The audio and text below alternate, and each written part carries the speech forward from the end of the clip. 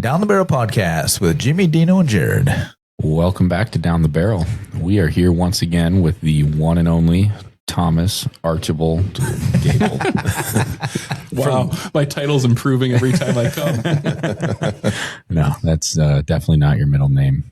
No, I'm actually really good at guessing middle names just by looking at people. Go for it. Yeah, that should be good. Let's see it.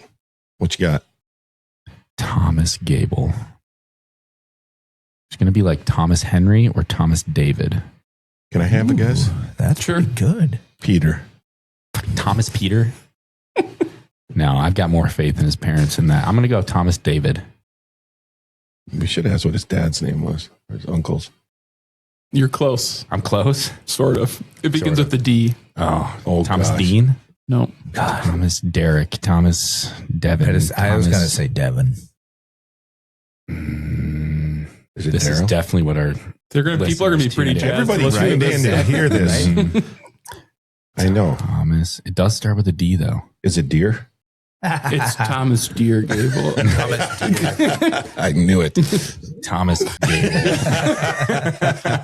Basically. now YouTube's gonna block us again. Right? I'll have to beep that out. Yeah. All right, final answer. Starts with a D, man. Narrow Thomas it Daniel.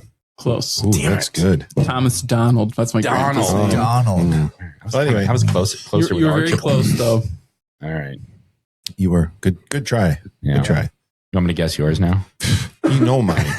All right, we're back with Tom Gable from Voyageurs Wolf Project. Just getting updates on the project and, anything and everything new in the wolf deer population Right. dynamic world. Right. Sure. Where do you want to start? Well, thanks for being here. Yeah. And before the snowstorm, Right. you braved. Making the drive. Yeah. Yeah, might die on my way back, but I got here. Hey, it's Right. worth it, right? That's right. Exactly. Exactly. I had one day left on I'm going to this feel planet. really bad now if something happens to him on the way back.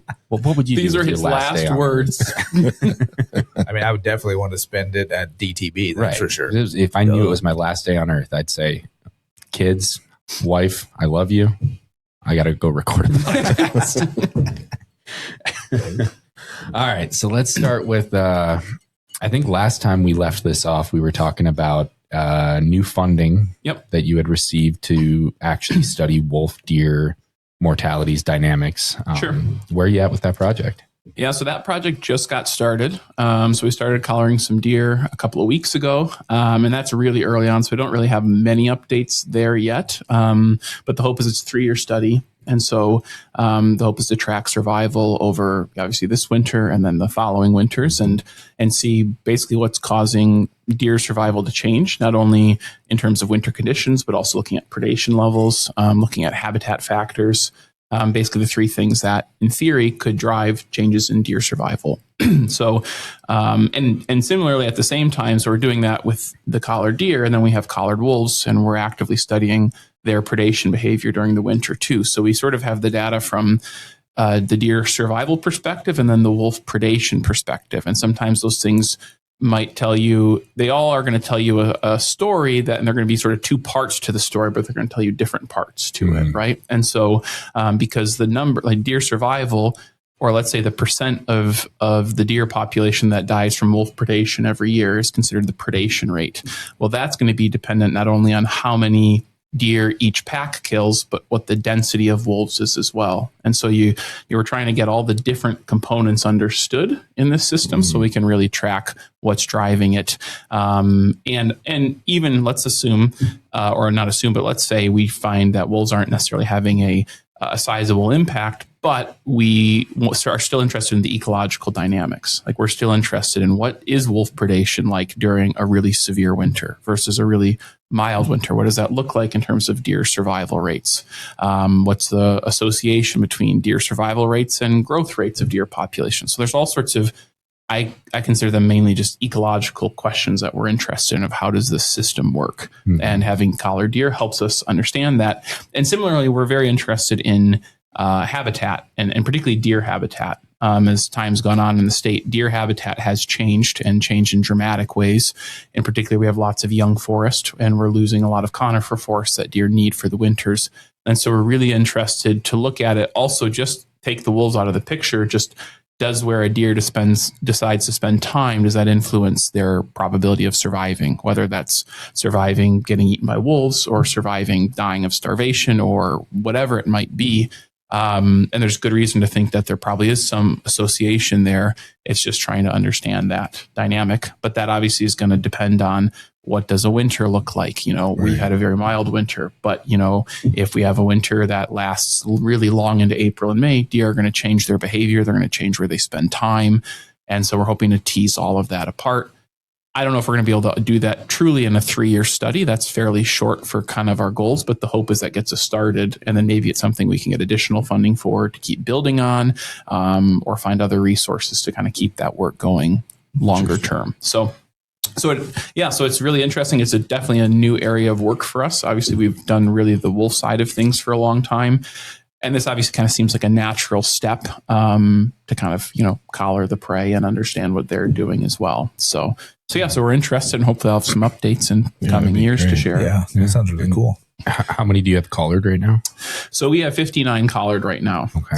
And we're hoping to do more next year. Yeah. So the challenges with survival studies, which is why when you often hear about states, and it's usually states who do these large studies because you need to put out a lot of collars to really get a large enough sample size to understand them.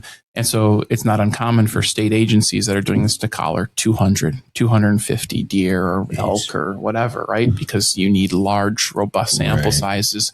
Because if you only, let's say, collar 50 and 5 die, for instance, you don't know, it's very easy to kind of have a number that's not representative just because you don't have a lot of individuals on the landscape, because everyone that dies represents 2% of your sample size, right? Whereas when you have 250, 5 die, that's a very small percentage of your sample. So you get a much more accurate depiction of what actual survival is. Mm-hmm. So what we're focused on is how can we try to increase that sample size through time, either by catching deer or finding creative ways to get collars out.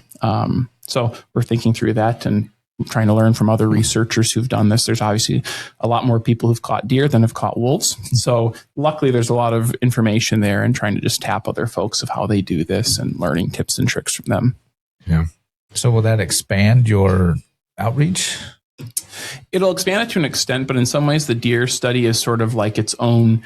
It's sort of combined with the Wolf Project in the sense that we're doing it in the same area, but we're not. It's not really. It's sort of its own thing that's running, right? And so right now we're kind of keeping just our Wolf Project, particularly our outreach is just our wolf research. Down the line as we get more information, we might start sharing things through that. But right now we're really focused on trying to keep them somewhat separate. They are and they aren't, but we're trying to kind of keep them separate at this point. So we have a postdoc that's kind of helping run that project now, specifically just the deer side of things, right? And they're not really helping, let's say, on the wolf side, except where it kind of makes natural sense, like studying wolf predation during the winter time or something. Mm-hmm. So, but down the road, it might be one of those things that is more integrated into our day-to-day work. Cool. Yeah, that's interesting. So when you say you're studying the habitat, what are you doing to study that aspect of it? Sure. So what ideally we're going to do, so all the deer collars, they take locations every 3 hours, right? So you're getting, 8 locations a day from all these deer. And luckily deer don't move that much. They're not like wolves who are constantly covering huge distances. So they kind of stay put. And then we can use a lot of remote sensing data to look at forest type, forest, habitat type, age of the forest, where roads and linear features and other landscape, kind of get all these different landscape attributes and try to understand, okay, the deer is spending a bunch of time in these kind of areas with these characteristics.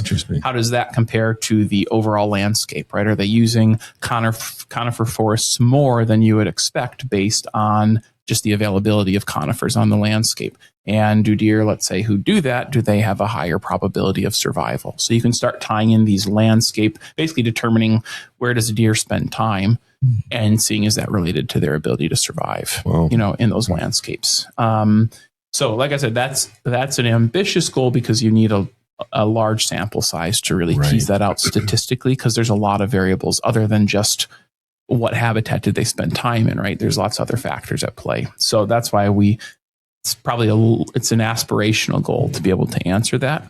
But that's also prior to our work, there was research done by the DNR kind of these pilot studies in the southern part of our study area in the Elephant Lake Deer Yard, where they were collaring, I think they collared about 30 deer a year for like 3 years, because they were trying to understand and assess the feasibility of looking at essentially that question: how does deer survival change with habitat use? Because there's been a lot of changes to the habitats in northern Minnesota. So we're hoping to get at that to an extent too. Mm-hmm. And what do you think is that change mainly driving the change in habitat? Primarily logging practices. Okay, that's what I assumed. So I mean, it's the it's probably twofold. The one is that the rotation of logging has gotten shorter through time, and so as it gets shorter, we think about most of the logging is going after aspen in northern Minnesota, right? And aspen does not provide very good cover for deer. For the first maybe 5 years, aspen, like when the forest has been cut, that aspen provides good food for deer. Right. But then after that, it gets too tall, and usually there's not a lot in the understory of aspen stands. So there's not a lot of food, there's not a lot of cover.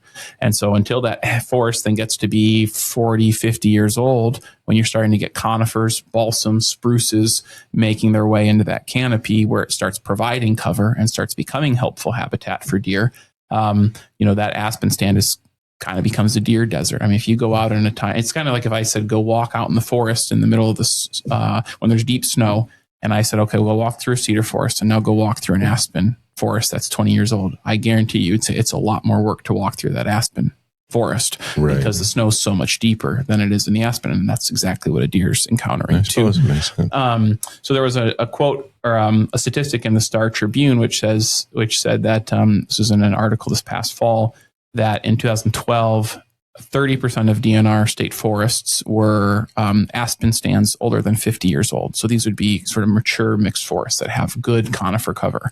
And now it's 6%. Wow. Right. So it's declined considerably. Right. And the problem is too, when you get rid of some of these, particularly some of these habitats that deer really like cedars, they're really not regenerating, right? They don't come back. So you cut that and it's not coming back to that, right? And then that's probably then once you cut it, that forest is probably just going to become in this 40-year rotation, right? And so what logging can do, and this isn't against logging, it's just a reality of how deer spend time, is that deer want habitats in northern climates and winters that have a good percentage of conifers. And people often think logging's good, it creates food for deer. Well, most of the study looking at deer diets during the wintertime in northern climates have found that actually deer moreover prioritize cover than food. And they do not go to the areas with high food because even in the winter, that food is not really that good of food anyways, relatively speaking. So they don't get that much out of it. So the effort needed to go browse young aspen or whatever isn't really worth it if they have to put in tons of energy to get there because they're not getting that much off of eating little aspen buds. Even though it's better food than nothing, they're still losing. It's still a losing equation, right? And so they just decide to hunker down. So if you get rid of all the places to hunker down or you minimize them, then you have deer who are relegated to much smaller areas on the landscape in the wintertime. And then you have, obviously that could influence predation or at least some of the spatial dynamics. Like if wolves know, hey, all the deer just go to this spot because that's the only spot left for them. Well, that could potentially change some of those equations, or at least change how deer can respond to winter severity. So it might mean that severe winters would have a really bad toll on deer, but now we've changed the habitat in such a way that now actually that impact is even more severe than it would have been, because instead of deer being scattered across the landscape in a bunch of little patches of conifers, it's just like, well, there's one deer yard. They all go there. And that's kind of what we see in some of our areas. Like there's one deer yard and then you have 3 packs that are all kind of anchored around there because they're going to go where all the food is too. Right. And then there's areas where you're not going to see much deer sign because there's no cover. And that's one of the things I talked about in our webinar. I was showing some photos of our study area from the air, and you can look at some of these areas that have been logged. And like, if you were a deer looking for conifer cover, you would not find very much in a lot of these areas for very large expanses because there's just not conifer cover. So the ideal deer habitat would ultimately be sort of mixed age stands that have conifers, that have, let's say, aspens that get old and fall over, and then they create gaps, and there's browse intermixed amongst these conifer stands, or really dense conifer stands like cedars that have young habitat right next to them. So they don't have to expend energy. They can basically go in and out of that cedar forest. Okay. Obviously, though, that's it's still a challenge to kind of get the cedar forest with young browse next to it's a challenge, because if the deer congregate in that cedar, unless you're cutting young keeping that forest young perpetually, eventually that forest is going to grow up around there, right? And so you're not going to have that. So probably a better way to do it would be to have a lot of mixed age forest, where you have older forests that are 50, 60, 70 years old that get more of that conifer component. And then they have a lot of stuff in the understory too. So that's an important part of the equation. And this is something that's not so, like, no biologist, if you asked a deer biologist in Minnesota, like, does that surprise you? They wouldn't, wouldn't surprise it. That's been work that was done, published in the 1980s, 1990s. There's forest management plans for deer in Ontario that state that same thing. So this isn't like a new finding that we've learned. This is just a summarizing of what people have known for a long time. And some of that comes from people who did some really tedious, boring work where they basically followed deer tracks and looked at the trees to understand their browsing patterns in the wintertime, which would be, I think, super dull. but the information is really interesting, because what they found in a lot of these is that food isn't ultimately the limiting factor for deer in the wintertime. Like, there's a lot of food that deer didn't take advantage of.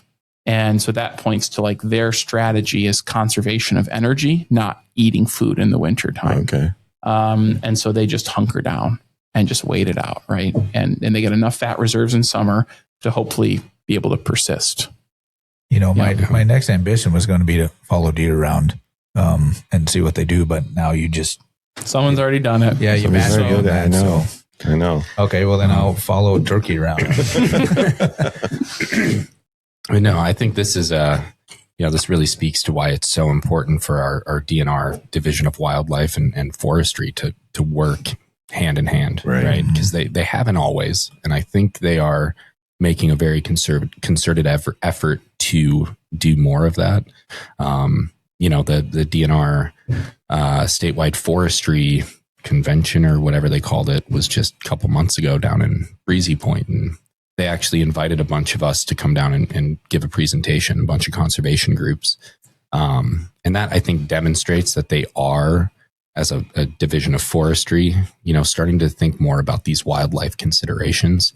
Because, like you were just saying, Tom, if you're consistently, perpetually harvesting like that first generation pioneer species and not allowing that forest succession to really take place, like that's an unsustainable practice, right? Mm-hmm. And so we got to find ways to do that. And you mentioned your webinar the other night, and I appreciated the shout out we got on there with an article that was in our Whitetails magazine. Where have all the deer yards gone?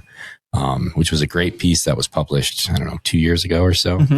Because we are, I think, truly relying with our current model on the few deer yards that we have left for these winter thermal cover for our deer population. And we've got to really reconsider if we have enough right now, because I would argue that we don't. And I think the other thing too is, like, we've got this understanding, like, deer need yarding areas, right? Which they need conifers, right? But they don't necessarily need, like, they could make do with a lot, with areas that aren't just, let's say, just giant chunks of cedar, right? Like that's good cover, but like there are lots of ways that if we just let forests get older, you could add high quality habitats back on the landscape in a lot of places, right? But that means you're going to have some areas that you're not going to cut, right? Or you're going to cut at a lot longer rotation so that those species can get old. But having a more sort of scattered, or having more scattered conifers across the landscape is undoubtedly going to be good for deer in the winter time. And that's something that we don't have a lot of right now. And I think until that's changed, like, that's a really important dynamic, and people like to get fixated. I know we're going to talk about wolves, and that's the topic that people get fixated on. And I'll obviously share my opinions of where I think we might get wolf management, whatever. I don't think that's going to change a lot, but a really meaningful way to help increase deer populations is looking at habitat considerations. And that's often, for whatever reason, doesn't seem to get the traction or enthusiasm that, let's say, wolf management does. But actually, I would argue it's actually probably far more important on a large scale, but it's a lot harder to conceptualize, right? Because it takes a long time to grow a mature forest, right? And that's not going to lead to an immediate, like, hey, we stopped logging these chunks for and then in 20 years, it's going to be good conifer habitat, right? It requires sort of this long-term vision of what we want things to be. And we might not see it immediately now if we get those changes. But I do think that there's a lot of reason to suspect that there are ways we could make much better habitat, which could make deer more resilient to winter weather, to predation, et cetera. But obviously that comes down to really some large, I would say, value-related questions of like what, state land, county land belongs to the citizens of that area.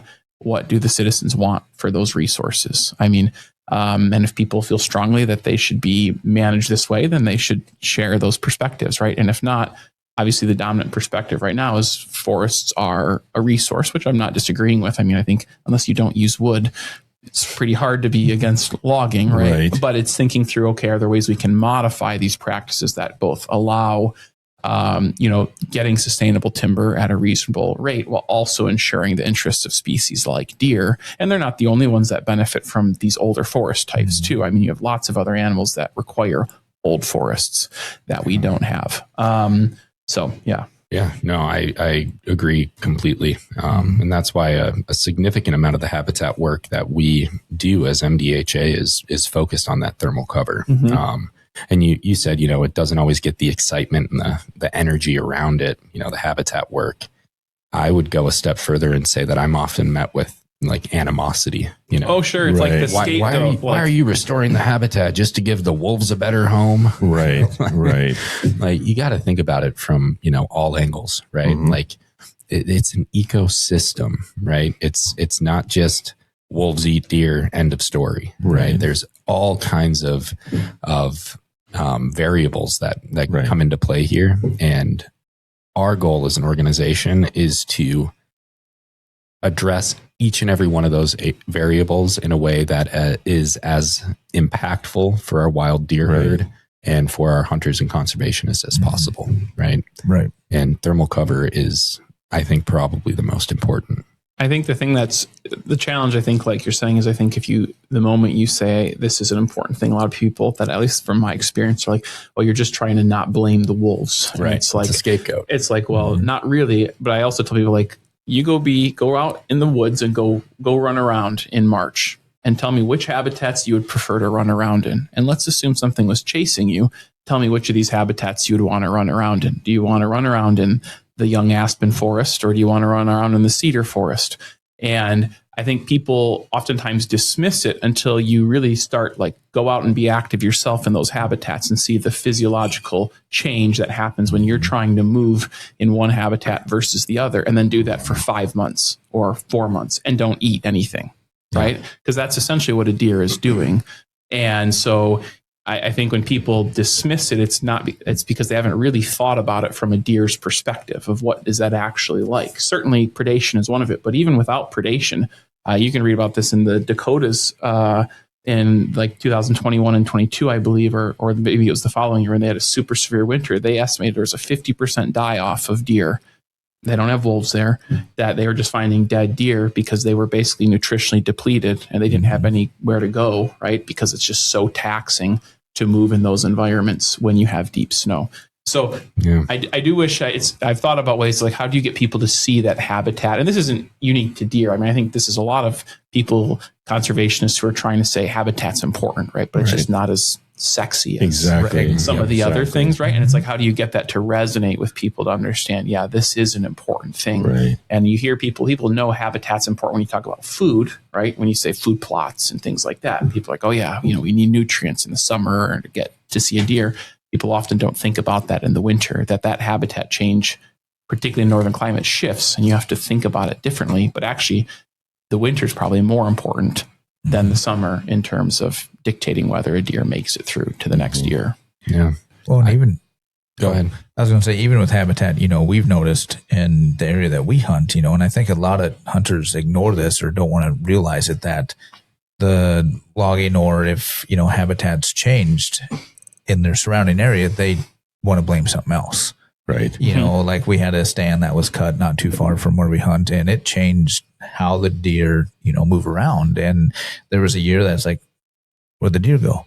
Well, now they're kind of coming back. But after that first year of the cutting, they weren't around. They moved, they changed their patterns. And I think too many hunters have been complacent and be like, well, I've hunted here for 30 years, but it's like, okay, yep, you've always had wolves, you've always had this, you've had severe winters, but what else is going on in your surrounding area? What are you doing to help your habitat out? If you're not doing anything, somebody else is doing something else, and that's what's affecting you. I think that's exactly the point. I think particularly with hunting, right, is people want to put a stand up and hunt that stand every year for 40 years. But that habitat is becoming very different through time to how a deer perceives it, whether it's, especially if it's like getting logged or not logged and things like that. And there's some spots people have stands like, this is a horrible spot to hunt. Like it's like a 20-year-old aspen stand. There's not a lot of food. There's no cover. So in the fall, it's like, why is a deer going to be here? Like there's really no reason for it to be here at all. And we actually found this when we looked at where wolves were hunting and killing deer fawns in a study we did where we looked at basically trying to understand where do wolves actually kill the fawns and where are they trying to hunt them. And we looked at forest age. That was one of our variables there. And what we found is that wolves were far more likely to kill deer fawns in stands that were aspen stands that were young, less than 5 years of age. But once the stand got older than 5 years of age, there was no signal that wolves were killing deer disproportionately there, or that wolves were actually traveling in those environments. So they were seeking out these young forest habitats because that's where there's deer in the summertime. But then once they get old, and once those aspens get old enough, they just don't yield good deer habitat. And I think people sometimes forget that too, because if you went hunting, let's say a couple years after an area was logged, like, yeah, maybe in the fall you're going to have deer there because there's going to be a lot of young stuff there, but it's quickly going to get 10, 12, 15 feet and the deer aren't going to be able to touch it, and then they just don't have food. And so they have no reason to be there. So people who will set up, like I know at least up north, I'm guessing it's the same here, when areas log, people that are very quick to get a tree stand somewhere in that spot, right? Yep, right away. And then it grows up and then they're cutting little lanes through it, right? And it's like, and then they don't see much and they're like, oh, something's happened here. It's like something has happened here, but it's not wolves. It's just that this habitat was good and now it's not good for deer at this time, and you got to move around. So, yeah, but Uncle Ben shot one 22 years ago. Biggest buck he's ever seen. And I think that's part of it. I think it highlights why if you don't have private land, if you're on public land, you have to be, if you're going to go hunting, you have to be willing to move around. Right. You have to be willing to don't you dare tell me how to deer hunt. I want to be as lazy as I want to be. Right. I still want to be guaranteed. If we just got rid of the wolves, you could do it. That's right. Exactly. That's the problem. I want to sit my fat ass in the same deer stand and shoot a trophy buck every year. Yep. And I don't want to do anything to my own habitat around me. Right. They've always been here. That's right. I don't have to change anything. Why can't the deer change? That's right. Just come to where there's no food. Or shelter. But we're going to get in trouble for this one. I mowed a trail. But I mean, this is the kind of information I think people need to hear. Right. Is that there are reasons for what you're seeing, beyond what you're being told by certain folks. 100%. And 100%. I mean, we agree that wolves are, one of those reasons. Right. And they should be addressed. Right. Exactly. I mean, we're not speaking on behalf of Tom. Sure. No. I think Tom would agree that they can sustainably be, harvested. But, we're aiming to mitigate each and every factor at play here. And I would argue, again, thermal cover, habitat is the number one factor. And maybe that's on us. We need to better educate folks that why these things are important and what they do. We've been doing it for 45 years. And, the people that listen, they signed up, and apparently only 20,000 people listen.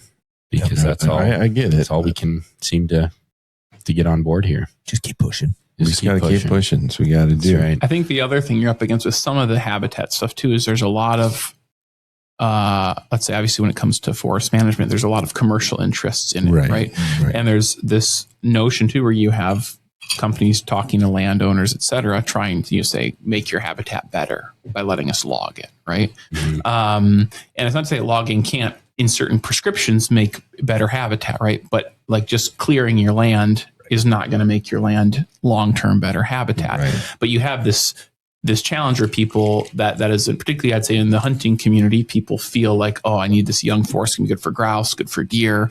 And for a little while it will be, but then after that it's not going to. And so you have this challenge of trying to message that to people who've heard a different message from other sources and assume that, the company telling me if I log my land, it's going to be better habitat. If you ask them, why do you think that? It's like, well, because they told me it would be, Where's the actual evidence that says that that's going to be the case? So there's some messaging challenges, I think, too, there where people get differing sources of information. Absolutely. Yeah. And that's, I think a common theme that we'll talk about a lot tonight is, there's a lot of different stakeholders, a lot of different values at play in all of these discussions.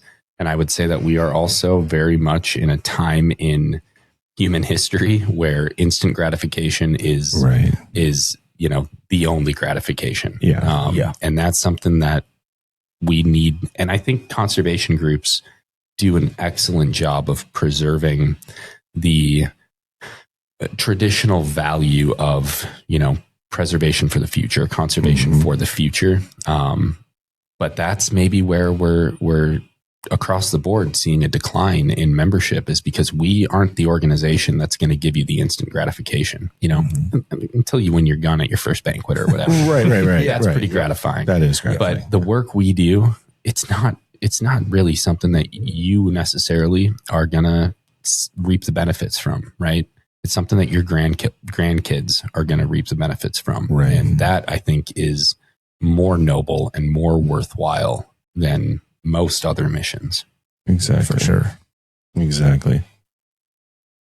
Yeah. And I was going to say that, we're not here saying logging is bad.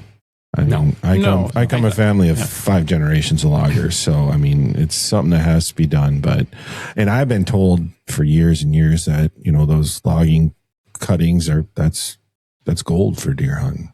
Mm-hmm. And maybe it is for that moment. I think it is. I think the thing is, you can't say it's there's certainly not any evidence that it's that logging as a whole is bad for deer. Forest disturbance, deer do like young habitats, right? The difference is there's a balance of deer. Most studies have indicated deer like a good mix, right, of both conifer and young forest, right? And right now, northern Minnesota, a lot of it is not a balance. It is largely young forest or aspens. And so you're losing that balance, which is the problem, more than we're cutting trees. I don't think that's the issue. Is how we're maybe going about it or thinking about it, right? Let's say you went to cut forest and all you were interested is deer, right? You'd probably design that a lot differently of how you think about logging that. You'd probably be, okay, we'll keep this big conifer patch here. We'll maybe cut a little strip of young forest here. You would design it very differently than, hey, we're just going to clear 60 acres and cut everything, right? Yeah. Which is a lot of what the logging is. You'd maybe be more selective, make it patchier, which would more mimic, let's say, some natural disturbances, right? Where you have wind throw events, you have a forest fire, things like that. So I think it's not to say that logging is bad. It's in the same way I made this point in the webinar that I gave. Is I used Voyageurs National Park as an example of what their forest looks like now. No logging, right? And it's really different than outside of it. And it's largely, it's largely a mixed forest with a lot more conifers in it.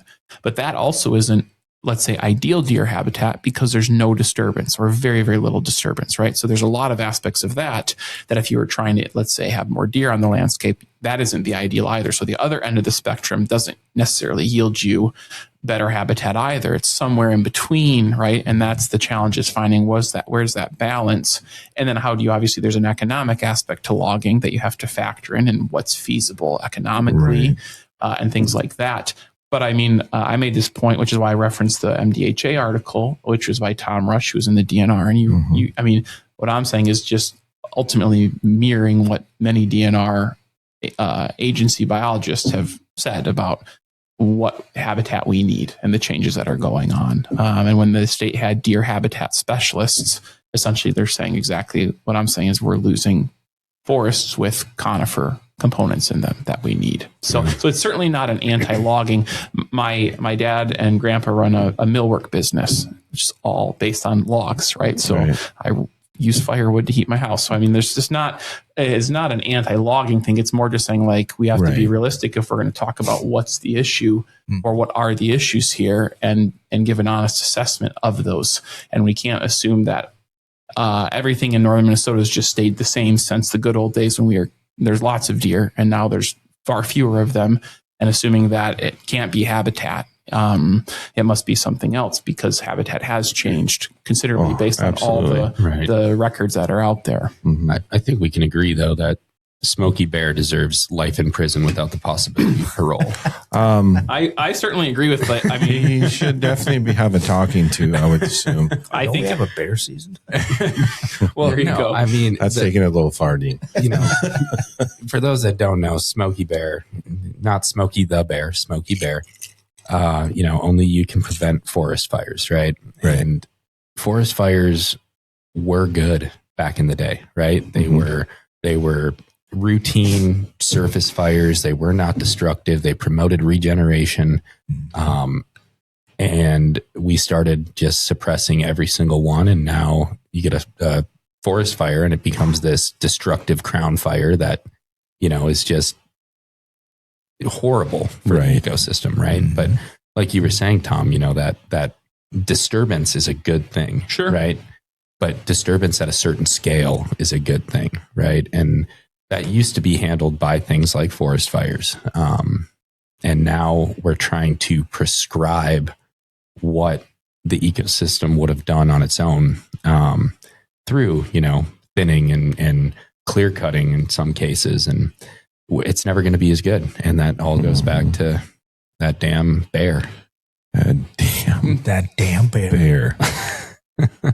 That was an interesting sideline there, Jared. Was that a sideline? I felt like I was. I don't know that we were talking about Smokey Bear. Well, no, but we were talking about disturbance and it tees into it. I mean, it would be. I mean, if you thought about like every lightning strike in northern Minnesota that's put out, right? Which admittedly, obviously, no one wants their cabin to burn or their house to burn, right? So absolutely not. But like, let's say a lot of those are allowed to burn, and you had small burns. Like up in Voyageurs, when they look at historical tree core records, they found like every part of the park when they did this had burned about every 20 years from a moderate sized fire, or not even moderate, pretty small fire. But then every 50 to 100 years, there'd be one large fire, right? But if you think about, okay, that's this landscape where this was periodic, right? Routine, right? And obviously we didn't have deer up there. But even if you talk about other species that, like young disturbed habitats, you would have a lot more of this. But you'd also have old habitats too at the same time, right? So you had the ecosystems were probably a lot more complex at those times than they are now, where we have a lot of habitats that are all in a similar state, right? They're all young habitats, right? Right. So I do think like fires would change that. Same thing with wind throws and things like that. You don't see as much disturbance from wind when you have younger forests because the trees are smaller. Whereas when they come through and they take out lots of big trees, that creates a lot of gaps, a lot of young habitats and things like that. So, and you're starting to see some of that, like in Voyageurs National Park when we do our work. Some of those forests now are getting to be 80, 100 years old, and you're now seeing winds come through and take out these huge aspens. And it's awful to walk through, but you're starting to see now, okay, there's these pockets of disturbance, and now you have young forests coming up in those areas where it was mature. So we obviously have tinkered with that equation. I think it's more just figuring out, okay, what's a good way to try to accomplish all the uses that people want out of habitats, right? And we need trees, obviously, so you can't just say, well, it's just not logs, so we have better deer habitat. That wouldn't work either. So it's trying to find that balance. And I think it just seems like that balance might have shifted really to one end recently. So that's what I said, right? I think Tom said it better. Yeah, but you were close. It was the spirit of what you were saying. Smokey Bear. So, I don't know. Yeah, he needs to be rotten in a jail cell. All I know is when Tom's here, we all sound smart. Well, he makes us feel smarter. I don't sound any smarter by any means. I just interpret what you're saying and I make it sound better. We really appreciate that. We really appreciate that. Go ahead and laugh, but it's true. Let me take this fifth grader's paragraph and turn it into a thesis. I know what he's trying to say. Exactly. I appreciate you said fifth grade. I know. I was actually good with that too. Uh-huh. Sometimes I think my kid has more eloquent thoughts than you two. And God, I would hope so. yeah, I would do kindergarten yet. I would too. Yeah. I did take him to see a bird show recently. We're getting real off topic. We are. And it's okay. We Right? can do that. Yeah. Tom doesn't mind. I got to take all three kids to see a Raptor show, Really? which they just absolutely love. You got to love Raptor shows. Right? I just recently took two of my older kids down to the Science Museum in the cities. Yeah. That's cool. Yeah, they loved it. It was great. And yeah, they had so I love birds, right? And I feel like I should know the answer to this, but I had never heard of this bird, but a rough-legged hawk. Oh, yeah. They're pretty common sometimes. It's different than a sharp-shinned hawk. Do we have them around here? You see them in the springtime, if I'm thinking of... Because they're an Arctic bird, but they come down here in the winter. You'll see them like flying around like farm fish. Go like the Saxon bog or something like that. Yeah. You'll see them flying around and then they leave, obviously, once they migrate. So, yeah. So you'll see rough-legged we must hawks. not get them in Colorado. I don't know about Colorado. Because like the woman, the bird handler was like, this is a rough-legged hawk. I was like, does she mean sharp-shinned? Because like that's what I was used to. Yeah. But no, it was a rough-legged hawk, which was really cool. You got to see a turkey vulture, also very cool. Those are cool. And a great horned owl. Ooh, I love those. I see a lot of those over at my place. Yeah. Mm-hmm. Yeah. So that's really off topic, but It's extremely off topic. the kids But I love loved it. And it's on my mind because they've been asking nothing but questions about birds. And I think I'm thinking of it because I was talking about how he's already smarter than you guys. It's because the kid has such good questions about these birds. I'm going to have to start looking at the birds' legs to see if it's fluffy or skinny you're gonna or have to whatever. get pretty close to that bird. Right. All I know is red-tailed hawk. Me too. Red-tailed, they're great. Yeah. Yeah. That's easy. They have a red tail. I got to hold one of those. Yeah, they're cool. I had a friend in Colorado that was, what do you call it? When they hunt. Catcher. No, when they hunt with The falconry. yeah. Yes, Yeah. thank you. That's so and cool. he had a red-tailed, and so he would come sometimes and like do demonstrations for the kids and everything. That's cool. Okay. But anyways, So are you done insulting us now that we're done? Yeah. So let's talk about the rough-legged wolf. Roughly. That's one of the subspecies of Minnesota. So. It's this new one, right? Yeah. It's a rough leg. Yeah. So today I seen that Voyageurs posted on Facebook about how predators, coyotes and wolves, hunting those might not necessarily lead to higher fawn success rates. I don't know what the word is. You're a liar. Blasphemy. How dare you? Yeah, I mean, this was, what are you saying? This takes us back to the old billboard discussion. But I don't know what you're talking about. I had nothing to sponsored do by with that. Jared. But yeah, I mean, so one of the reasons is we were trying to think about topics. So the first webinar we gave was looking at wolf deer interactions on a large scale. And then one of the common thoughts, or some folks think that like, oh, if we got rid of, let's say, coyotes, or we get rid of wolves, we're going to somehow increase fawns, which are then going to in turn increase the deer population. And it seems like, oh, that seems logical, but in the natural world just doesn't work that way. And the reason why is because there's a notion of compensatory mortality in deer populations, which is the same reason why we can shoot bucks in northern Minnesota and no one's concerned that, oh, we killed this many bucks, we're going to decrease the population by that much. Because implicit in a lot of North American wildlife management is the notion of compensatory mortality, which is that a certain percent of this population is not going to survive regardless of what we do. And so if we hunt them, that is going to, in essence, mean that because we killed these deer, there's other deer that are going to ultimately survive because we're assuming there's limited resources. There's sort of a people call it a doomed surplus in the population that's going to die one way or another. We're just changing what they die from when we hunt them, right? And it's sort of the same thing with fawns. And there's been work that's shown this with deer fawns, where, let's say in northern Minnesota, based on fawn survival studies, or at least the two most recent, fawn survival is about 45 to 49%. There's a study here in the Grand Rapids general area and then also up north that found those survival rates, which is obviously not high, but it's actually higher than fawn survival rates in a lot of places where there aren't wolves. There's places in Appalachia where it's like 15% or lower. But what was really insightful is there was a study done, I believe it was in Delaware, in an area where there weren't any predators. So they collared fawns. And the idea was that, if there's no predators, these fawns are going to make it, right?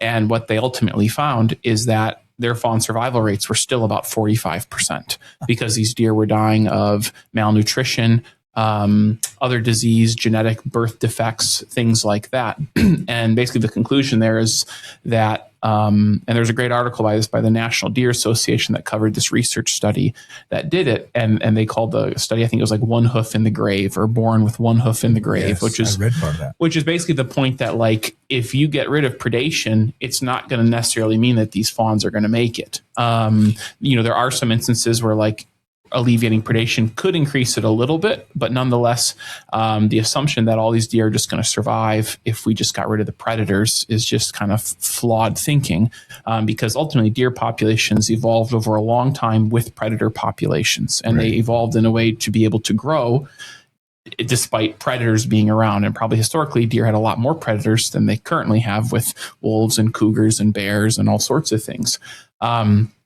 And so they've adapted these mechanisms to, ensure that there's enough fawns survive, they can reproduce, they can grow.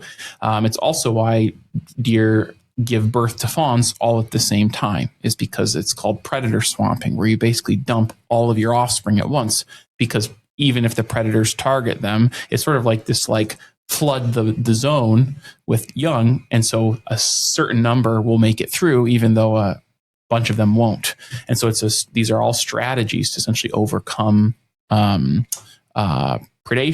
But the assumption is, so that's kind of why they've adapted these. But the research basically shows that, if you got rid of predators, you'd still have high rates of fawn mortality. And the only thing so then there was another study that was a meta-analysis of all, which is basically just a study of all the studies of fawn survival in North America. And that was done, I think, in 2017 or 18. And what they found is that the only thing that increased fawn survival rates was the percent of agriculture in a deer's home range. Basically, because if you think about it, that's basically increasing the nutritional quality of the deer, which means they're going to have higher survival. But there really wasn't an effect of, you're in wolf habitat, you're in coyote habitat, or whatever. There was very little to indicate that if you don't change basically food, you're not going to really see a considerable increase in fawn survival rates. And I think you could also say, too, when you look at predation, it ultimately is not realistically feasible unless you're going to do it at such an enormous scale to, like, kill predators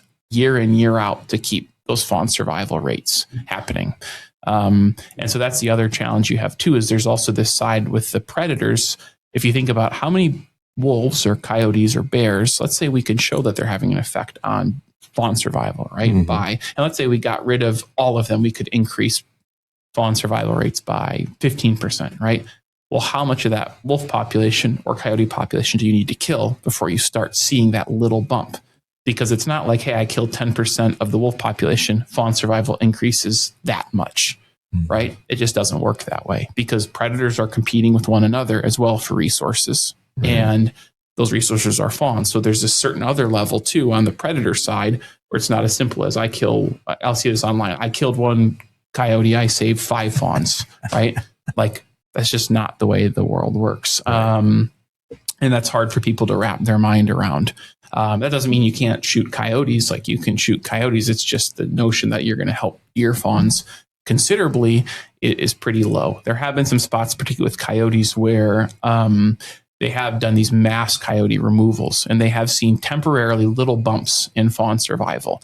But that does not persist if you don't keep doing that year in, year out at a level that would never really be sustainable, let's say just via recreational hunting and trapping, right?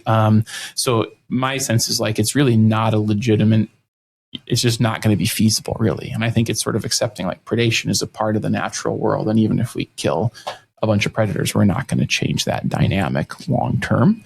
And the other part, with wolves specifically, people think that if we get rid of wolves, we're going to increase it. Well, the problem is you get rid of wolves, you're going to have other predators are going to come in and fill those voids. And wolves actually, in almost all the fawn survival studies done in wolf range, they're usually like the third or fourth predator. If you rank the ones that kill the most fawns, they're actually lower down. And it's not because wolves aren't good predators of fawns at times. The reason is that wolves occur at much lower densities than most other predators do. They occur at lower densities than bears and than coyotes. So the average wolf might kill more fawns than the average coyote or the average bear, but there could be 10 times more coyotes than there are wolves. So if you get rid of wolves, you actually might make the problem worse if you're trying to do it, because you may be removing one of the things that's keeping another predator population lower than it would otherwise be. And so that's what we see in the eastern US now. We have coyotes where you didn't have coyotes historically because we got rid of wolves. And coyotes can be very abundant, and obviously they have no problem killing deer fawns either. So there's also that aspect of it where, like, if you start killing wolves, if we get a wolf hunting season, for instance, it's really not going to change anything in terms of fawn survival. Or I would put considerable money on the fact that it would not change that dynamic in any meaningful way. Again, that doesn't mean you can't shoot wolves. It just means you have to try to look at the evidence of what you actually see when it comes to predation and its effects on deer fawns. And to be fair, you cannot shoot wolves. Just want to put that Yes, out you there. cannot shoot wolves now. I'm saying hypothetically, if you could. You can shoot coyotes Every day of the week. That's right. And I think the other thing too, it's worth noting is, like, also just because you increase fawn survival, let's say you could increase fawn survival by 10% by getting rid of all the predators on the landscape, right?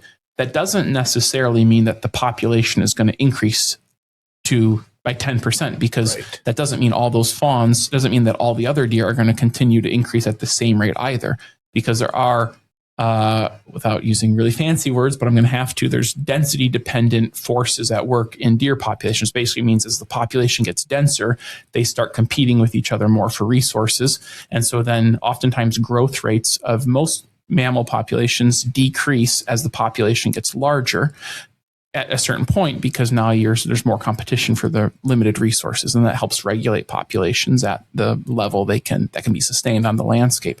So just because these fawns make it doesn't necessarily mean that the whole deer population is going to increase by 10% necessarily.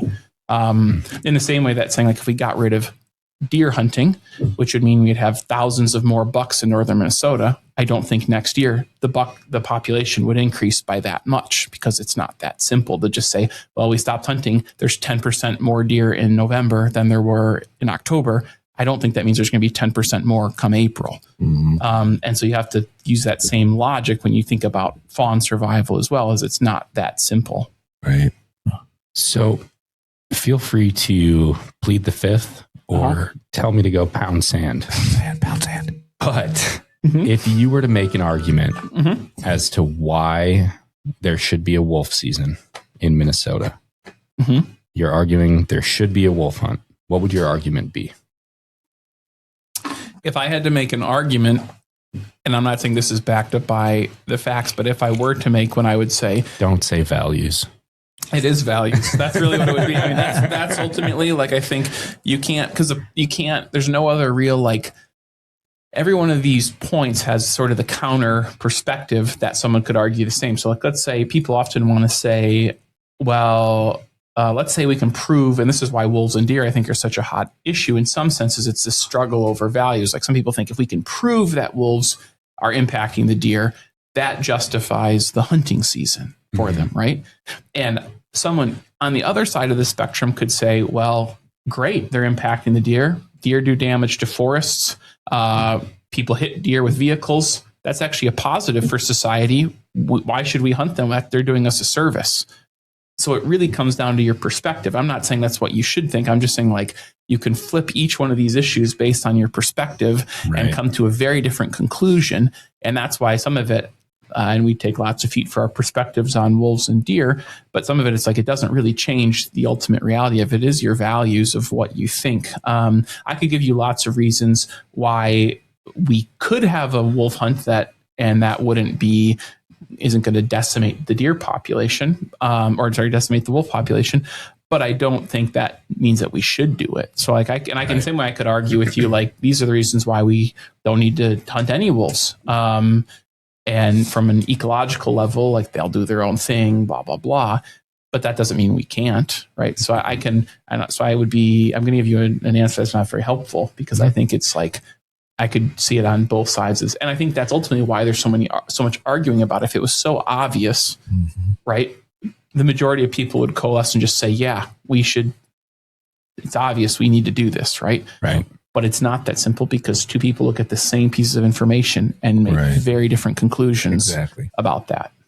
No, I mean, I wouldn't say that answer was unhelpful or a non-answer at all. I don't remember which word you used there, but I don't either. So no, I think it was a very fair answer, and I think it's the same one I would give. It really does come down to values, right? Well, I think it does. And you can argue with the data all day long, but that's not going to change the data. Right. So I think it's fair. And I think the thing is, people like, and I think that's the issue with wolves and deers is almost singularly, I think, unique when you think about it, because it's like the only species where people try to justify having, let's say, a hunting season by proving they're impacting another species. Like you don't hear that when it comes to bears or fishers or beavers, right? No one's screaming if I said, actually, beavers cut less forest than we initially thought. No one views that as a threatening thing to beaver management, right? Because it's not really a statement about the values. But people with wolves and deer, it's like, that's this litmus test for the value. Like, what are your values? Right. And that's why it gets people angry or upset, as opposed to like thinking about it like this is purely a scientific question. And it doesn't have to be a statement of what you should do. Like in the same way, I also don't know, like, are fishers impacting the red squirrel population? I don't know, probably not. And even if you could show they're not, is anyone going to advocate for we need to stop trapping fishers? I mean, I don't hear that discussion on social media, right? So it's all about perspective. And I think with deer and wolves, it's just this symbol of this much larger struggle over what values are. Right, and unfortunately, that's become the litmus test for where you fall out on that issue. it has for sure. And personally, at a bare minimum, I would like to see delisting, just so that Minnesota law could immediately go into effect, and you could take a wolf if it was threatening your pet or your livestock. Right. Sure. I mean, there are some very practical, and I think that is in some sense like delisting has multiple components to it, right? Mm-hmm. And I think a lot of times people immediately go to, there's just the hunting component of it, right? Which obviously does end up becoming a discussion when it comes to state management. But there are other aspects that could alleviate some issues associated with that, because I think most would agree, even people who probably don't want wolf hunting, that it's probably beneficial if a farmer is watching his animal get attacked to be able to remove that animal, right? That's a problem. To me. And I think that you'd have things like that. I don't think you'd get as nearly the amount of disagreement on, right? I think it's ultimately what comes in is like that part. I think you'd have broader support for. I think it's like, how does the hunting side of things come out? That's I guarantee you that if all the states said, we will not hunt or trap wolves if they're delisted, they just said that, I bet there'd be very little arguing over wolf delisting, right? Because it's not, because right now you sort of have two, you really have two options for wolf management, right? It's either they're totally protected on the endangered species list, or they come off and they're immediately shot. And I'm not saying that means their populations are estimated, but I mean, that's really it, like time to start killing them, right? And that's really it. And the only thing that prevents it or keeps it on one side or the other is essentially the Endangered Species Act, right? So I think I think anyone could probably reach that similar conclusion when you look at it, like it is a way to keep certain management perspectives. Mm-hmm. But I think people often fail to say, like, what if the state just didn't do anything about, just let them be? I don't think people would be arguing about it. I don't think you'd have lawsuits. I'm not saying that's what should happen. I'm just saying, like, when you think about really what is the core issue for a lot of people, that's what it comes down to. So do you think wolves, let's say wolves in general, or just wolves in Minnesota, do you think they meet the criteria under the Endangered Species Act? Because it is the Endangered Species Act. It's not the Charismatic Creatures Act. Well, right? I think the problem that is true. I think the problem is with the ESA, and I think the problem is it's policy, right? There's like sort of a biological component, but there's also the biological component on a national level versus a state level, right? And the ESA is a national law, right, or piece of legislation, and that's ultimately what, from my understanding, and I'm not a policy expert, a lot of the discussion is at when it goes to court now is essentially, our wolves, have they recovered in, I think the word is like 95% of their range or their historic range, right? And that's essentially the discussion right now. Certainly on like a pure biological level, I don't think there's any biologist who would say that wolves in Minnesota, having 3,000 wolves, are going to, if they get delisted, are now on the verge of being endangered, right? I just don't think that's in all accurate. But I think I think it's different to separate out, like, are they biologically, let's say, endangered in the state versus like in a legal sense, are they endangered per the rules that are specified in that piece of legislation, right? And I think ultimately that's the argument. Obviously, wolves have been delisted in some states, and there still are wolves there, even despite some pretty aggressive wolf management policies there. That doesn't mean for sure. I mean, there are some indications potentially that might be done at a level that is, if they continued indefinitely, might not be perfectly sustainable. That wolves might, and there is a point at which you can kill enough wolves to start causing serious population declines. But given Minnesota's plan, that seems very unlikely to happen in Minnesota. I would say almost certainly not going to happen in Minnesota. Right. So, and in Minnesota in particular, their management plan stipulates that even if there were to be let's say a hunting and trapping season, that they want to keep a wolf population that's similar to what it is now. Right. And so they would manage it accordingly. So I think it's so important to parse out, like, endangered is a loaded word because it has different meanings depending how you think about it. And particularly on the legal, I don't claim to understand it well enough to know on a legal level what constitutes being endangered, threatened, or things like that, because there's no like biological term of, if it's this, it's categorized as endangered or threatened, right? I mean, I guess we could all say, yeah, if there's 10 of them left, that's probably pretty endangered, right?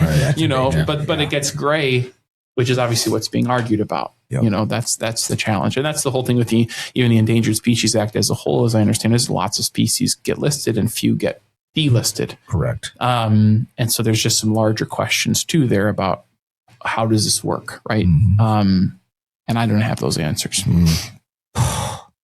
Unfortunately, you've reached my knowledge. I mean, my limit of my knowledge. So right. Mine was reached the first minute and a half. Right. And this is your third time on here. I think our knowledge was expensed about halfway through the first one. Definitely, yes. 2 minutes. Absolutely. 2 minutes. Yeah. It's the first time you said kilometers. I don't know. He uses a lot of big words. And it's funny because when you're talking over there, I had this brilliant idea for like a mobile app.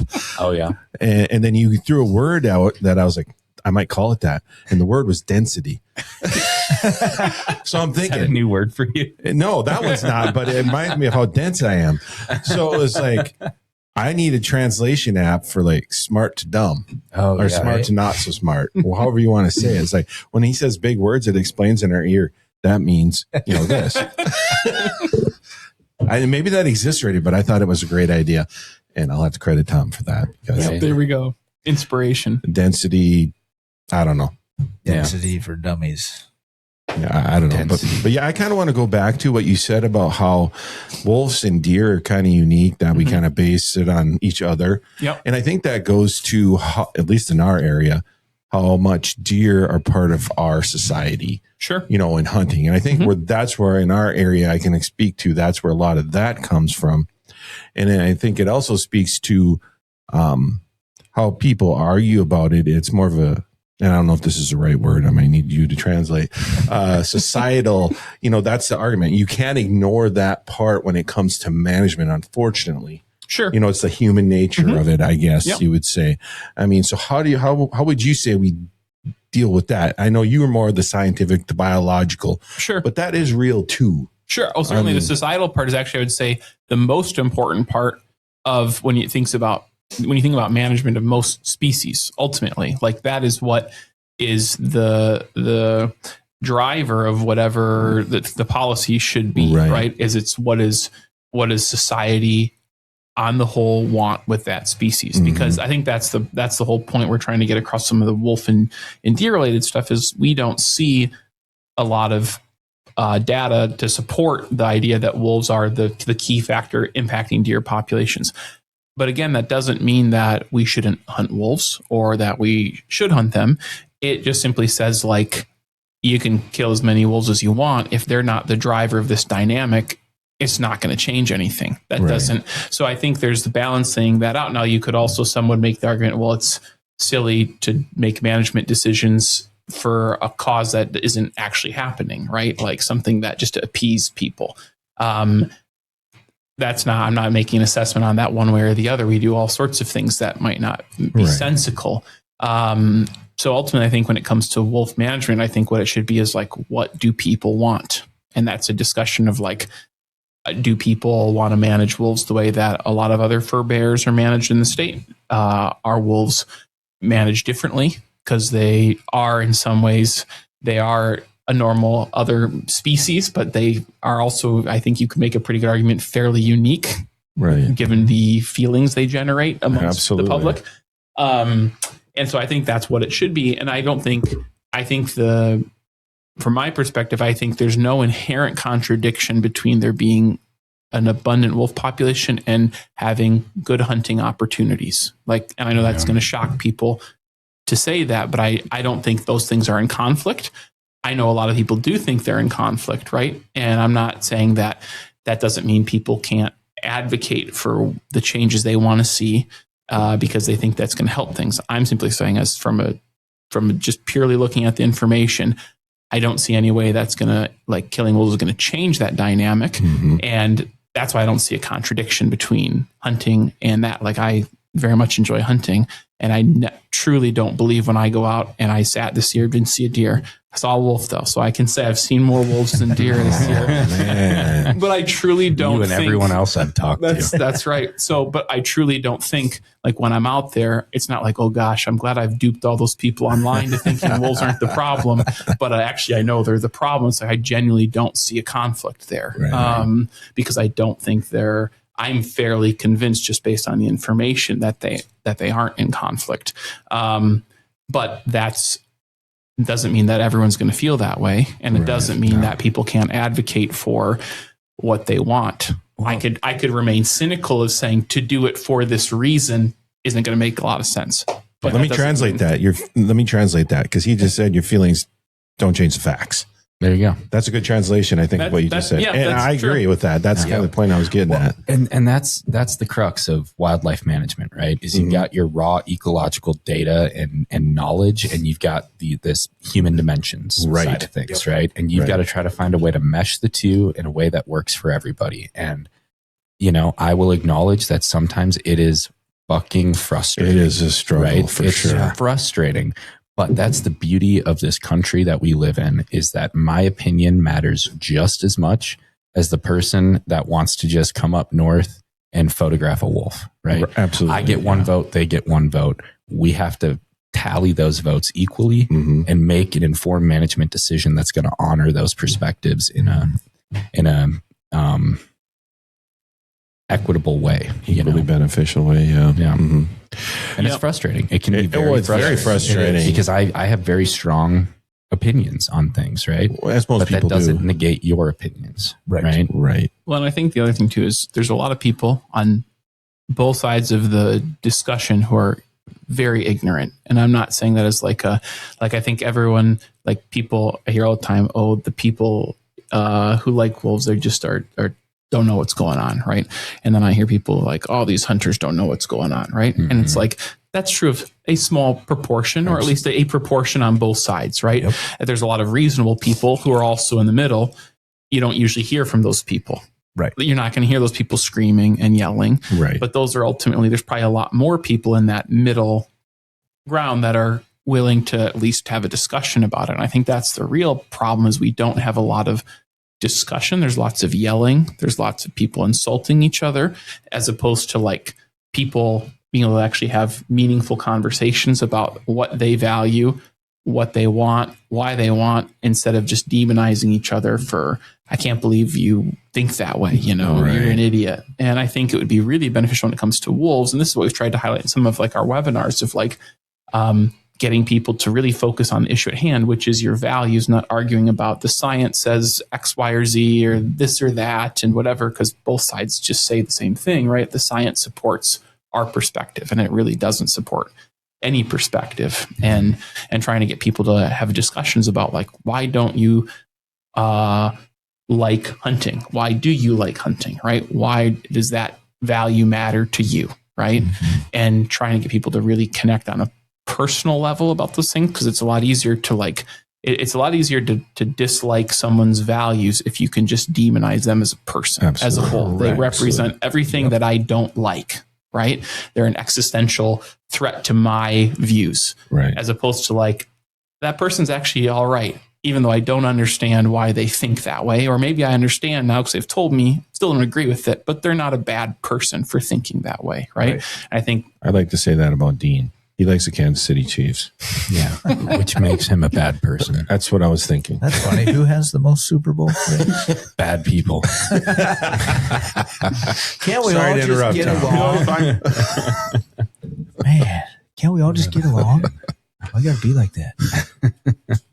But we accept you. Yeah. I'll get along with anyone until they bring up the Chiefs. All right. Super Bowl. Not this year. Not this year, but let's see. Where did the Vikings? Hey, did they? Our ex-quarterback won. Yeah, they were close. Boom, boom. Yeah, X. Right. It's pretty close though. Hey, if my ex-girlfriend got an STD, she got it from me. That is no lie. And using that logic, Yes. that was basically Minnesota Viking. Yeah, pretty much. Right. Yeah, That's right. Yep. Sorry to go off topic there, Tom. Hey, that's fine. But I have to poke fun at Dean from time to time. No, that's fair. Right. I'm used to it. He is. But no, I think that was a very fair assessment of kind of where we are in this wolf debate. Well, yeah, and it's, I mean, honestly, in a broader sense, society too. I mean, I swear to God, Yeah. it is. With the exception of for now, mathematics. You can take all the information in the world, and every single person is going to do something different with that information. Right. And science is no exception. I hope that we can all agree what 2 + 2 is. 6. We can agree what it is, but how you get there nowadays is different than how we used to get there. That's the problem. My God, I saw. Or is that we're just assuming that's right because that's what they've always told us. Right? Exactly. It's probably it actually is probably 6. We don't know. That's what we were told. No one can know. Nobody can know. Yeah, it depends. Are we talking 2 apples and 2 apples? Because then it's 4 apples. Are we talking 2 wolves and 2 wolves? Because then it's 10,000 wolves. That's a valid point. How that works. And those 4 wolves eat 20,000 fawns divided by 12 times pi. Carry the pie. Yeah, and then there's parentheses and a semicolon in there somewhere. And then you get an MDHA billboard. Yes. Tom just has to throw that in there. That's a low blow. Ouch. All right, hitting below the belt. All right. It was too easy. But that might have been the equation that was used there. Yeah. I think it was. I think it was. Dean, so it's Dean's fault. Yeah. Divide a coyote and a roadkill. Watch out for that black ice on your way home.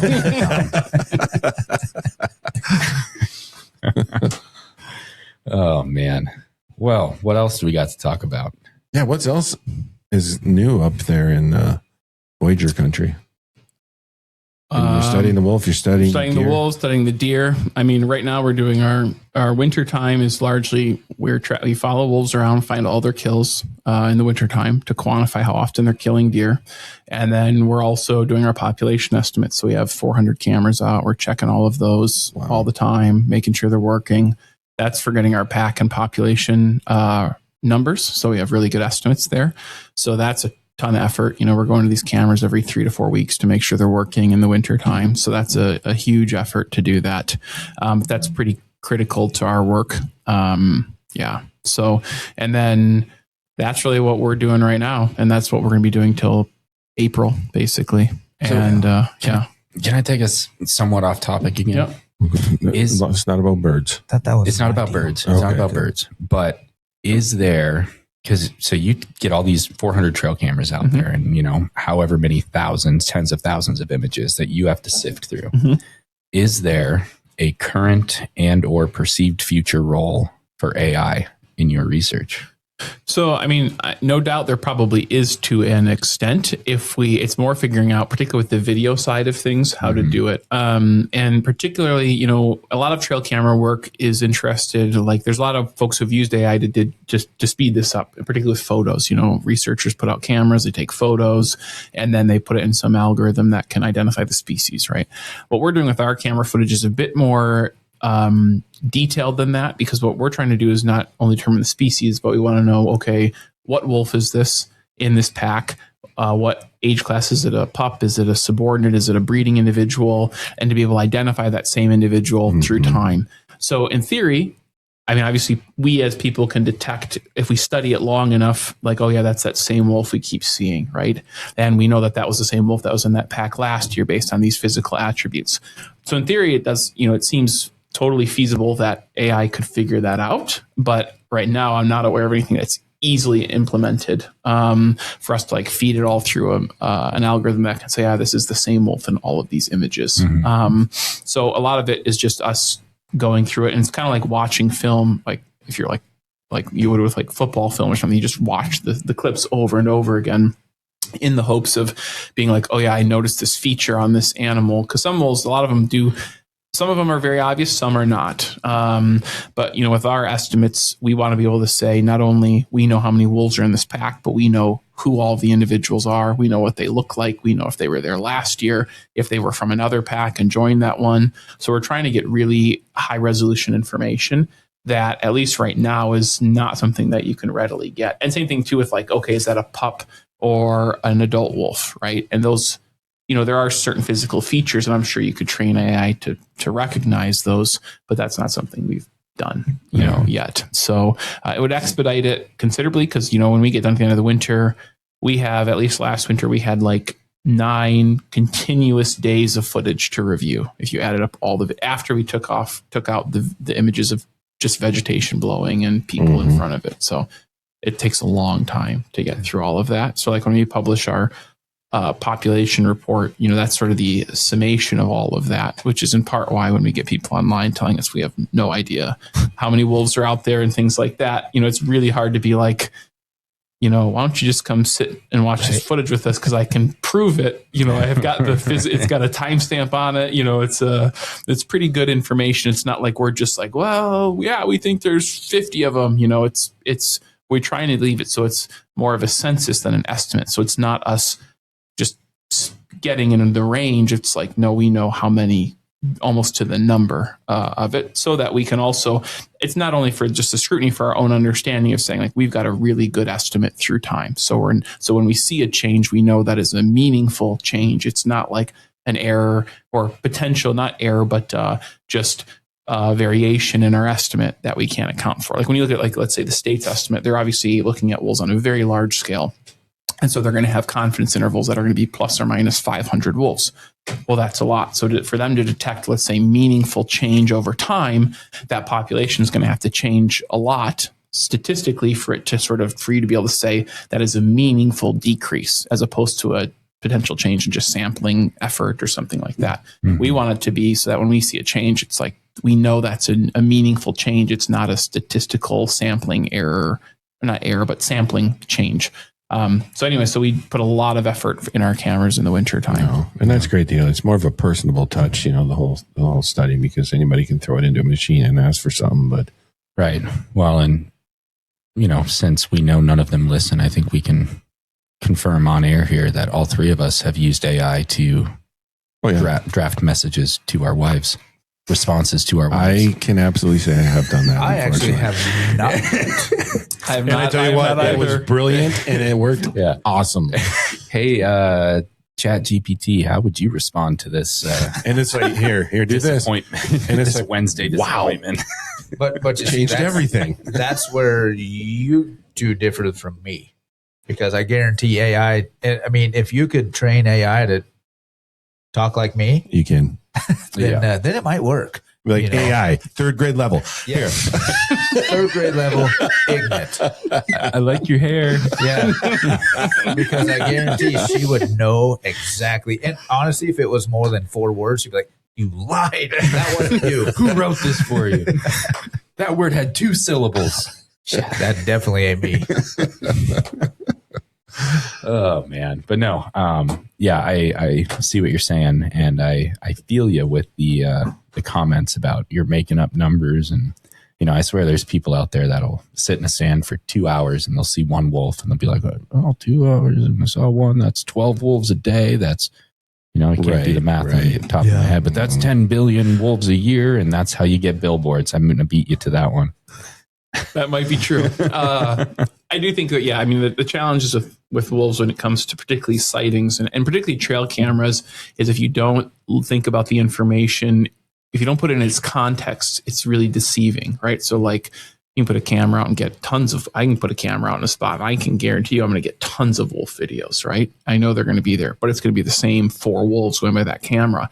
But if you counted up and said, this is a number of deer photos, a number of wolf photos, if I gave you some of our footage and said, are there more wolves or deer on this image, individuals, they would say wolves for sure. Right. But actually it's not, right? Mm-hmm. It's just a artifact of where you place that camera.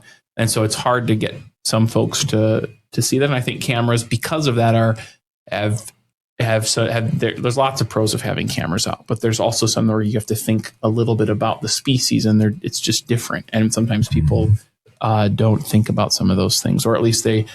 And I think some of it too is if you're inclined to think there's too many wolves, you're going to see that everything's going to confirm exactly what you think, right? So it's going to give you confirm that perspective. But with our work, we do want to genuinely know, so it will slow down every video to look at the wolf in slow motion, look for attributes. We've got a whole database of individual wolves that we've taken photos from our screen, from our trail cameras. So it's sort of a library of all the individual wolves that we know exist or did exist in our study area, so we can reference it. So there's physical attributes, scars, whatever it might be that would let us know it's that individual. So, and that's been one of the things that's given us a lot of insight into population dynamics. I'd say other research in particularly forested areas prior to the advent of cameras, you'd never be able to get that resolution of data, right? And so we've been able to get a lot of, when you read our population reports, we have a lot of information there about the demographics of each pack, the members in each pack that you don't often see in a lot of the work done because we're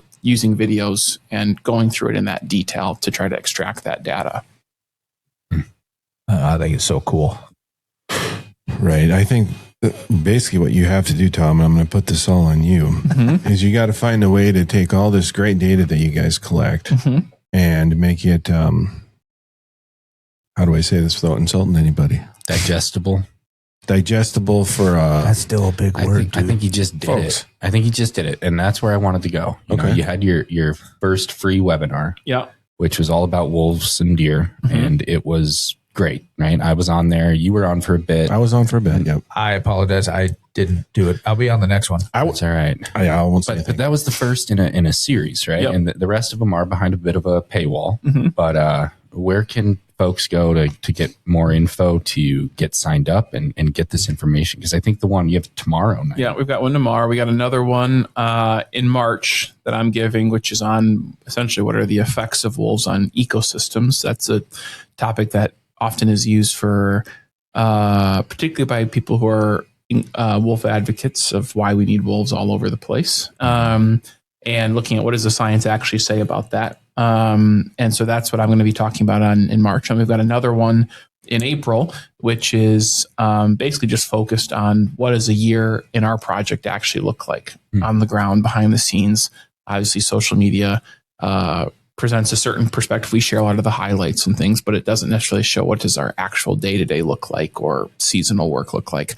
So that's the hope there, is to kind of share what does actually being a wolf biologist look like in real time. So people can go to our social media, and we've got links on most of our recent posts to access the webinar information. You can sign up, register there for either all of them or just one of them, and then we record them. So if you can't make it live, you can tune in. We'll put it on YouTube, then you can tune in later. So that's a good way to do it, or just send us an email at our website or something like that. to get signed up. And yeah, so we've been doing the webinar series for a couple years now, and it's been a nice way to share information and also get to chat, answer folks' questions. We usually spend about an hour and a half, depending on how many questions there are, just answering whatever questions people want. And we will answer pretty much any question people have, regardless of what it is. Yeah. What was your question? He was making fun of my trim. So I had to do it. I asked when he was going to get his door trim put up because it was propped up in the corner, cut to length already. And Same as my place, by the way. I had to ask because I looked around behind me and I had the same exact situation. I got all kinds of doors in my house that aren't trimmed in. It's just sitting there. It'll get done. Right. That's what I keep saying. 12 years. No, I will say, I think you guys do. It's you do a hell of a job with these webinars, and they're very informative. They're as unbiased as you can be. And yeah, you do take the time to answer any and every question. I mean, that webinar started at like 7:30 or 6:30. something. It was almost a 3.5 hour. Yeah, it was like 10 o'clock by the time we got off that call, and that's impressive. That is impressive. I think that's the one. I mean, the one aim I think of a lot of that too is I think there's often this feeling that people have. I feel like when it comes to, like, let's say wolves or other species where they don't get to often actually talk directly or ask questions, or maybe even hard questions to the people who are doing the work. Like, if you feel like people have a feeling about the DNR, well, I don't ever get to meet the person who's doing the DNR work or ask them, what the hell, Right. what's this, or how do I make sense of this? And I feel like we're in a unique position where we can do something like that. And it's not like we know. I was well aware, like, we're going to do a webinar on wolves and deer. Like, who knows how this is going to publicly available, what's going to happen. This could be an interesting experience, right? But it was also that strong feeling of like, well, like, this is a value to people who are genuinely curious, and to be able to answer questions that people have in real time, even if they're either kind of out there or, not very nice, or most of them are actually very, very reasonable questions. But making that sort of opportunity where someone who's interested in the topic can get feedback from the people doing the work. And, because oftentimes if you asked another agency of some sort, you're going to get maybe the social media communications person, right? You're not going to get to ask the person doing the work, or rarely that's going to be an opportunity. So it's been one of our things with the project as a whole, is just to try to make it accessible, and people can get in touch with me or other biologists on our work if they want to easily. It's not behind some wall where we're not going to talk to you because that's makes us uncomfortable to answer that question, or something like that. Yeah, and that's why Jared goes to a lot of the sports shows and public events, because people can, ask him the questions, or they come up to us and they ask a question, and it's obviously directed toward Jared. Or they'll say something about Jared, and I'll be like, hey, here he is right here. Let's talk to him. Sure. So it works, and the people will respect that and like that better. Well, and I haven't even talked to these guys about this yet, but your webinar the other day, kind of inspired me to do something similar with, I'm no PhD level expert on anything, but we get a lot of questions about, what is MDHA, or, there's a lot of rumors out there about MDHA. And so there's kind of inspired me to maybe just set up like an open forum, where I can give an overview. And like you did, they will be on mute, but they can type in their questions. Right. I can answer those questions. And so I think that might be something we set up here. Bad idea. Post February, because we got to get through this. This month. Right. And I think it's also it's helpful, like with this one, I kind of felt like, okay, like, we're not in some sense like hiding from our perspective, like we're not just on the internet. Like, we're happy to like put ourselves out there, right? And like, if you don't like it, I'm okay. I can handle you telling me you don't like it, right? But at least like we can create that environment. And I think it actually in some sense is helpful. Like, we're not trying to hide anything. We're not trying to pull something, pull the wool over your eyes. We're just like trying to do our work to the best of our ability. Yeah. And I think that's also often better communicated in person, or at least virtually, where someone can see you, than like, oh, you have a social media post and people can argue about it, and whatever, And so I think that it was quite actually uplifting to get done with that webinar and be like, oh, that was actually nice. No one was like, I know there were some people who had their feelings, because I know they've given when they comment, you can see their name, and I'm like, oh, I recognize this person from their comments on our social media platforms. But nonetheless, it was still like generally positive, I would say. And I think that just is like, oh, that's nice. Like, it's nice to not have, like, if we shared any of the things I shared in that webinar on social media, it would just be one huge screaming match on social media. Right. And it's like, I don't really want to deal with that, you know? Whereas in something like that, it actually doesn't, it kind of almost takes the air out of it. Right. Because it's like, I'm not trying to, like, you know, be conniving or something. It's just, you know, this is why we think what we think. And that's it. And at a bare minimum, it's like, hey, I'm a real person. Right. You know, I'm here. I'll answer your questions. Well, and a lot of people on social media are just keyboard warriors, but when it comes to time to actually ask you the question, they wouldn't do it. Oh yeah, I mean, most people say things to us online that they would never tell me to my. And actually, it's probably one of my biggest frustrations. I would say is like, I don't care if someone disagrees with me. I'm more than happy to talk to just about anybody. But when people don't have the, I'd say, almost integrity to like come talk to me, like they'll go around on the internet and say something awful or whatever, but they won't actually reach out and say, I don't agree with what you said. I'd like to talk to you about it. Be like, okay, that's fine. I can respect that. But to like, I've had people who don't like it, and I'm like, I'm happy to meet with you. And then they just ghost me. Right. And I think, like, to me, I just think like, it's just kind of pathetic. Like, it's like, and it's a harsh word, but I kind of feel like, you know, I'm okay if you insult me, but if I offer you the opportunity to talk and you don't want to talk to me, like, I don't know. Like, I think that's really just sad, you know. And I think that does reflect a societal thing where you can go on social media, say what you want. There's minimal consequences on a personal level, but it's a lot harder to look at somebody who's being genuine and kind and just tell them you hate them. You know, I think it was at Game Fair where I had stepped out of the booth to take a phone call. And I came walking back, and there's some guy in your face just screaming that was about a rough me. one. Oh boy, Game Fair, was that Darren Turkey? No, it was Game Fair. It was Game Fair. He's just screaming about what a piece of shit I am. He was. And then, of course, we locked eyes. Yeah, he is. We locked eyes, and then you just turned to the guy and you said, well, he's right there.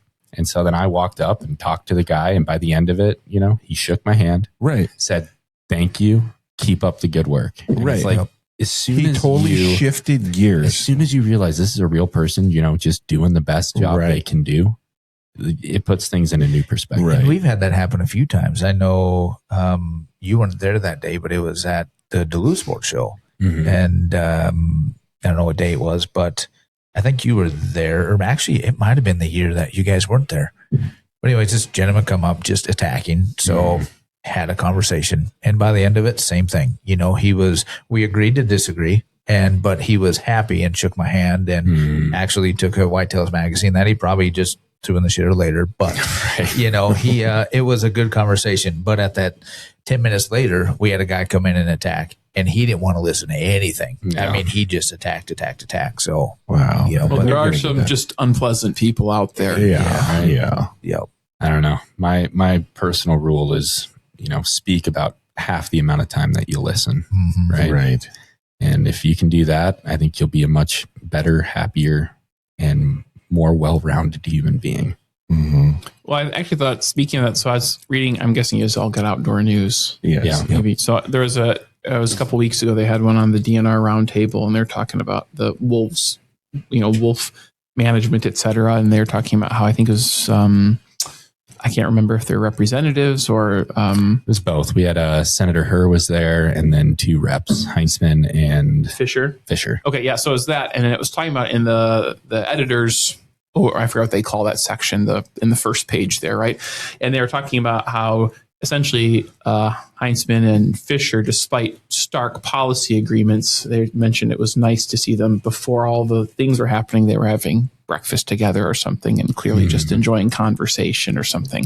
And I thought that was sort of a refreshing little tidbit to hear, like, these people who have very contrasting perspectives, right, on an issue, but still being able on a personal level to connect and get along. And I think that's the one thing that's deeply missing on all sorts of issues, including, you know, the wolf issue, is like being able to recognize that, right? Is like to be able to find that sort of common ground and appreciate people as people, and despite differences in perspective. God, so, you know, it's bad when you're holding your politicians up on a pedestal as something to strive for. But it's nice at least to hear, right? Rare. You know, like I'm not saying, I agree with you. Like it is rare to like hear about that, but I thought like it was just like refreshing to read something that's not about like just these people who just don't like each other, see the world fundamentally different, and aren't going to get along, you know, like as opposed to like they clearly have very different perspectives on that issue,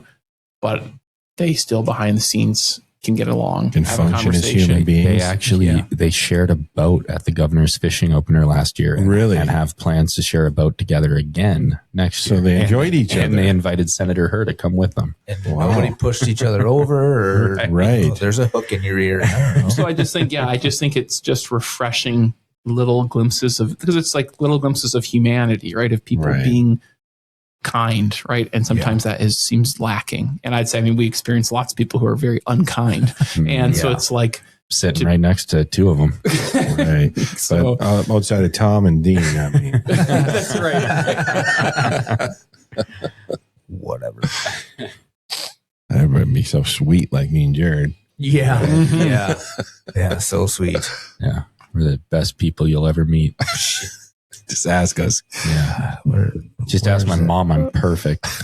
Where's that button?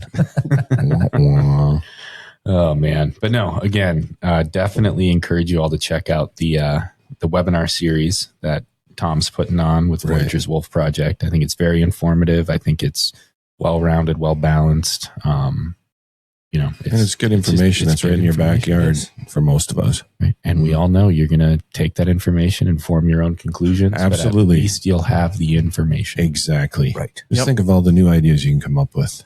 Right. That's right. Big words you can learn. Right. Expand your vocabulary at a minimum. I know. I love it. Why I love when Tom's here, because that's why I record this so I can listen back, you know, look up the words that I usually have to pause it, then type that into chat GPT. What's this mean? You know, so yeah. Oh man. But yeah, no.